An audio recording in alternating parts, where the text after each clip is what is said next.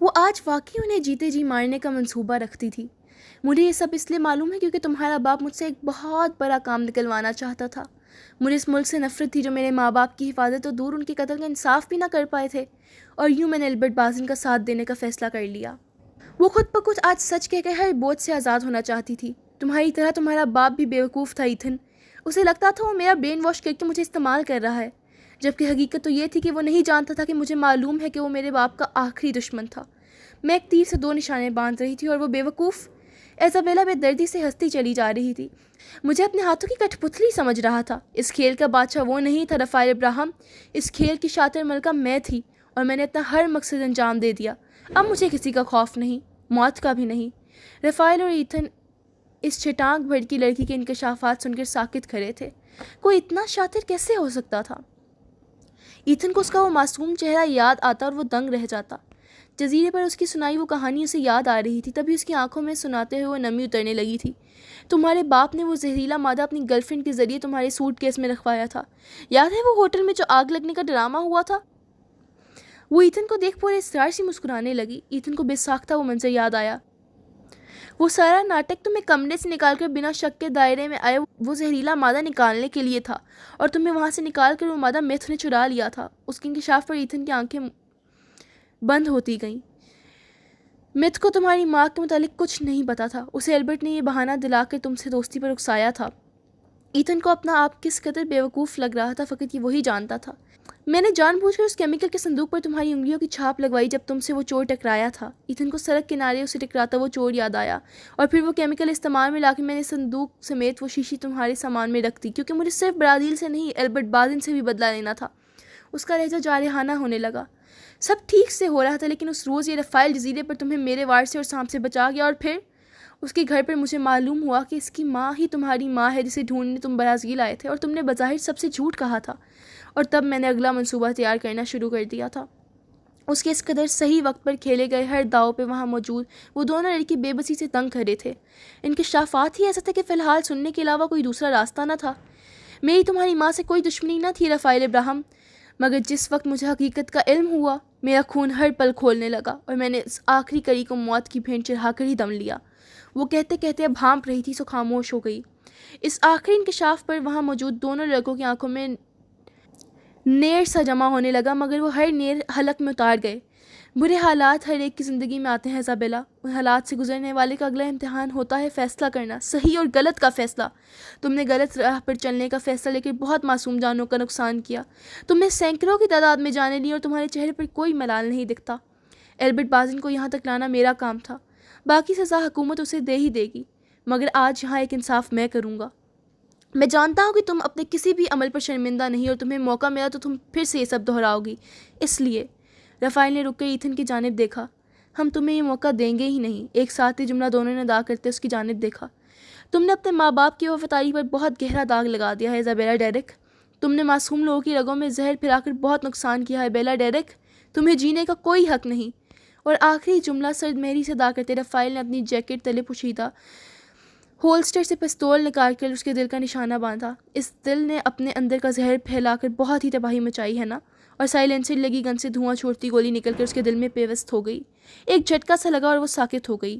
یہاں تک بس نہ ہوئی تھی، اس نے پھر ماتھے کا نشانہ باندھا۔ اس دماغ نے بہت غلط منصوبے بنائے ہیں نا؟ اور پیشانی کے بیچوں بیچ ایک اور فائر کرتا وہ دیوانہ وار تیسری بار گن لوڈ کرنے لگا۔ اس سے قبل وہ اس مردہ موجود پر مزید گولیاں تانتا ایتھن زبردستی اسے روکتا وہاں سے باہر نکالنے لگا۔ ایک اور اذیت ناک قصہ تمام ہوا۔ برازیل کے قانون میں دہشت گردی سے متعلق آرٹیکل 75 کے تحت ایک دہشت گرد کو عمر قید سنائی جاتی ہے، اور البرٹ بازن جو اپنے بیٹے کو بچانے آیا تھا یہاں خود پکڑا گیا تھا، اسے بھی سزا سنائی جا چکی تھی۔ بختر بند گاڑی میں ڈال کر اسے جیل لے جایا جا رہا تھا جب اچانک گاڑی کے سامنے کچھ ہی فاصلے پر ایک دھماکہ ہوا۔ گاڑی پر وقت رک گئی اور پچھلے حصے سے 3-4 مسلح کمانڈر نیچے اترے۔ اسی دوران بختر بند سیاہ گاڑی کا پچھلا دروازہ کھول کر ایک نقاب پوش اندر داخل ہوا۔ گاڑی میں ہتھکڑیوں سے لیس سر جھکائے البرٹ بازن بیٹھا ہوا تھا۔ نقاب پوش نے اس کو کالر سے دبوچ کر باہر کی جانب کھینچا اور تیز رفتاری سے اسے گھسیٹتے ہوئے جیپ تک لے آیا۔ کون ہو تم؟ چھوڑو مجھے! البرٹ بازن نے اسے کاندھے سے جھٹک کر دور کرتے ہوئے سوال کیا، تبھی نقاب پوش نے اپنے چہرے پر سے نقاب ہٹایا۔ اب البرٹ بازن کے چہرے پر بے یقینی سے اطمینان کا تاثر پھیلنے لگا۔ تم میرے بچے، میری جان، تم ٹھیک ہو نا؟ مجھے پتا تھا تمہیں کچھ نہیں ہوگا، میں تمہارے لیے آیا تھا میرے بچے، تم نے مجھے بچا لیا۔ مجھے پتا تھا تم مجھ سے ناراض ہو مگر محبت کرتے ہو۔ اپنے بیٹے کو سامنے دیکھ وہ جذبات میں بہتا بنا سانس لیے بس بولتا جا رہا تھا۔ گاڑی میں بٹھا کر وہ دوسری جانب آیا اور اگنیشن میں چابی گھماتے جیپ سٹارٹ کر دی۔ اگلے 10-15 سیکنڈ میں وہ البرٹ بازن کو لے کر وہاں سے فرار ہو چکا تھا۔ جیپ ایک بیابان سنسان علاقے میں لا کر روک دی گئی۔ وہ اپنی طرف سے کود کر نیچے اترا اور دوسری جانب سے آ کر بازو سے پکڑتے ہوئے البرٹ بازن کو اتارا۔ یہ تم مجھے کہاں لے کر آئے ہو ایتھن، یہ جگہ؟ وہ بھی بول رہے تھے کہ ایتھن ان کے عین سامنے کھڑا ہو گیا۔ سر دو سپاٹ چہرہ لیے وہ البرٹ بازن کو دیکھ رہا تھا۔ یہ جگہ تو آپ کو یاد ہوگی ڈیڈ، آخر کو اپنی زندگی کے تمام بڑے جرائم میں سے ایک آپ نے یہی تو انجام دیا تھا۔ سرد لہجہ اور لہجے میں انکشاف سنتے ہوئے البرٹ بازن کا رنگ متغیر ہونے لگا۔ ڈیرک یاد ہے آپ کو؟ ظاہر ہے یاد ہوگا، جرم ہمیشہ یاد رہتے ہیں۔ چلے چھوڑیں، یہ بتائیں میری موم تو یاد ہے نا آپ کو؟ ایتھن کی سرد لہجے میں جھلکتی آنچ اس بار البرٹ بازن کی آنکھوں میں تحیر پھیلانے لگیں۔ وہ گنگ کھڑا اپنے بیٹے کو دیکھ رہا تھا۔ ایتھن دونوں ہاتھوں کمر پر باندھے کھڑا آج انہیں اجنبی لگ رہا تھا۔ لوگ کہتے ہیں آپ میری موم سے بہت محبت کرتے تھے، اس لیے انہیں اپنے مقصد کی بھینٹ چڑھ کر مارا نہیں، لیکن قدرت اپنا انتقام لے ہی لیتی ہے ڈیڈ۔ آپ نہیں مار پائے موم کو، مگر آپ کے لیے کام کرنے والی ڈیرک کی بیٹی نے بے دردی سے میری ماں کو مار ڈالا۔ ایتھن کے مضبوط لہجے میں ہوتے انکشاف پر وہ مضبوط آدمی، فرانس کا بہترین سائنسدان شل ہوتے وجود کے ساتھ گھٹنوں کے بل زمین بوس ہوتا چلا گیا۔ سارا؟ البرٹ بازن کے لبوں سے ادا ہوتے نام کی سرگوشی پڑتا ایتھن تنفر سے سر جھٹکتا رہ گیا۔ میری موم کا نام اپنی زبان پر مت لائیں ڈیڈ۔ ہاں، آپ تو ڈیڈ کہلانے لائق بھی نہیں۔ ایتھن تمسخر سے سر جھٹک گیا۔ کیوں ڈیڈ؟ آخر کس بات کا بدلہ لیا آپ نے میری موم سے؟ ان کے دوسرے شوہر سے۔ اس نے آپ کی بیوی کو بچانے کا وعدہ نبھایا، اسے عزت دی، ہر خطرے سے دور لے گیا، پھر کیوں ڈیڈ؟ کیوں آپ نے انہیں وہاں بھی جینے نہیں دیا؟ کیوں آپ نے اس ملک کی سرزمین کو، یہاں کے لوگوں کو بے دردی سے مارنے کا منصوبہ بنا ڈالا؟ آخر کیوں ڈیڈ؟ ایتھن کا درست لہجہ بدل کر بے بسی میں تبدیل ہو رہا تھا۔ وہ قرب ہی قرب نگاہوں میں لیے سامنے کھڑے اپنے باپ سے سوال در سوال کر رہا تھا، جو اب تک خاموشی سے زمین پر ایک ہی زاویے پہ نظریں ٹکائے گھٹنوں کے بل بیٹھا ہوا تھا۔ میں ابراہم سے نفرت نہیں کرتا تھا بیٹا، میں اپنے پیشے کے آگے بے بس تھا، اپنی حکومت کے لیے کام کر رہا تھا۔ فرانس کو برازیل کے جزیرے کے تمام زہریلے سام چاہیے تھے۔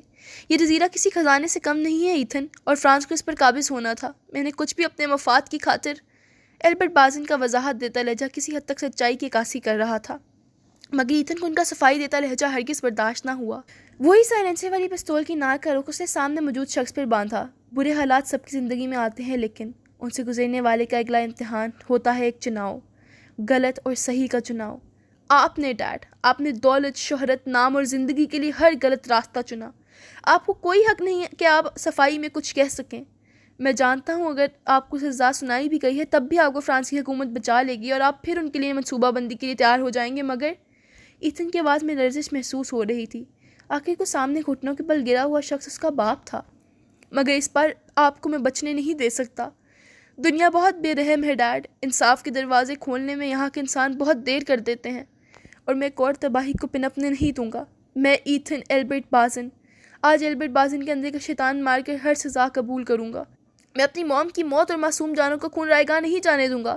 سوری ڈیڈ، جو میں کر رہا ہوں مجھے اس کا کوئی ملال نہیں، میرے پاس یہی آخری راستہ ہے، الوداع۔ اور سائلنسر لگی پستول کی نال سے اگلے ایک سیکنڈ میں فقط دھواں اٹھتا رہ گیا۔ ایک آخری قصہ بھی تمام ہوا۔ برازیل آج 5 سال بعد بھی اس تباہ کاری کے ایام کو نہیں بھول پایا۔ ایتھن فی الحال برازیل کی ایک جیل میں قتل کے الزام میں سزا کاٹ رہا ہے۔ آخر کو اپنے باپ کے اولاد ہونے کا کچھ خمیازہ اسے بھی بھگتنا ہی تھا، مگر وہ جانتا ہے رفائل سے انتظار کا وعدہ لے کر گیا ہے، وہ اسے نکال لے گا۔ جب اس نے کہا تھا کہ وہ اسے لے جائے تب بھی وہ اسے جیل سے نکال کے لے گیا تھا، اب بھی وہ اپنا وعدہ پورا کرے گا۔ ایتھن کو رفائل پر بھروسہ تھا، کیونکہ وہ بھروسہ ٹوٹنے کہاں دیتا تھا۔ وہ دونوں ایک ماں کے وجود کا ایسا حصہ تھے جس کے پاس کوئی تیسرا نہ تھا۔ وہ بھی رفائل کے ساتھ ایک نئے مشن کی تیاری فی الحال جیل میں رہ کر رہا تھا۔ وہ بازن امپائر کا اکلوتا وارث تھا۔ ہر مشن اپنے ساتھ خطرہ لاتا ہے، اور ہر خطرہ ایک تباہی کا انجام ابھی بھی یہ نسل بھگت رہی ہے۔ خدا کے سوا کون جانے کہ اب اگلا خطرہ کیا ہونا تھا۔ یہ تباہی کبھی رکتی نہیں، یہ تو نسل در نسل، مقام در مقام، کبھی نہ کبھی، کہیں نہ کہیں اپنا ٹھکانہ ڈھونڈ ہی لیتی ہے۔ تباہی کو اس کے وقت پر آنے سے روکنا بہتے پانی کو مٹھی میں قید کرنے جیسا ہے۔ کوئی جو مٹھی میں آپ قید کر لے؟ شاید ہاں، شاید نہیں۔ تمت بالخیر۔